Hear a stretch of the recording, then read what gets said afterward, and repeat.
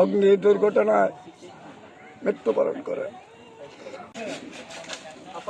আসলে আমাদের দড়িপাচাশি গ্রামের মরহুম হাফিজউদ্দিন সাহেবের বড় ছেলে জনাব হারেস মিয়া এবং তার ছেলে রাহাত চৌধুরী এবং তার আপন ভাতিজি রুজিনা সহ একই পরিবারের তিনজন ঢাকা উত্তরা ওনার যে বাসায় ফ্ল্যাটে থাকতেন এখানে অগ্নিদগ্ধের দুর্ঘটনায় তিনজন ইন্তেকাল করিয়াছেন।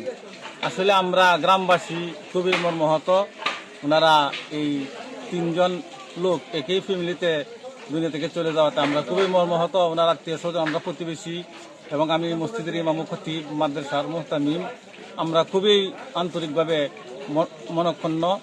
এরপরে এই মসজিদের পাশেই ওনার বাবার কবরস্থান, এই পাশেই এই তিনজনকে একই সাথে সমাহিত করা হবে। এই গুরুস্থানে তিনজনের কবরস্থান একই সাথে, তিনজনকে একই সাথে কবরস্থান দেওয়া হবে।